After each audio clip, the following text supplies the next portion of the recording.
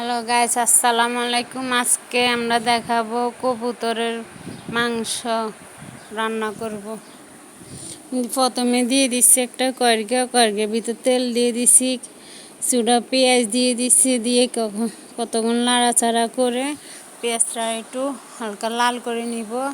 4-5টা দারচিনি এলাচি দিয়ে দিছি জিরা বাটা 1 চামচ, দিয়ে দিছি রসুন বাটা আধা চামচ, আদা বাটা আধা চামচ দিয়ে এখন কিছুক্ষণ নাড়িয়ে কষিয়ে নিব। দিয়ে দিছি মশলার গুঁড়ো 1 চামচ, দিয়ে দিলাম হলদি গুঁড়ো 1 চামচ, মরিচের গুঁড়ো 1/2 চা চামচ, দিয়ে লবণ দিয়ে দিছি পরিমাণ মতো, দিয়ে কিছুক্ষণ নাড়াচাড়া করে কষিয়ে নিব। ভালো করে একটু কষিয়ে নিয়ে তারপরে কবুতরের মাংসটা আগে দিয়ে পরিষ্কার করে নিয়েছি, এটা এখন দিয়ে দিব, দিয়ে ভালো করে কষিয়ে নিব। ভালো করে কষিয়ে নিব। আমি 3টা কবুতরের বাচ্চা নিছি, আপনারা আরও বেশিও নিতে পারেন।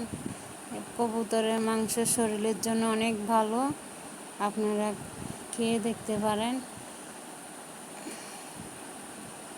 ভালো করে কষিয়ে এখন আমি ভালো করে অনেকক্ষণ ধরে কষিয়ে নিব। কষানোর পরে গোস্তটা খাইতে অনেক ভালো লাগে। মশলাটা গোস্তটার সাথে অ্যাডজাস্ট হয়ে যায়, মশলাটা কবুতরের ভিতরেও ঢুকে।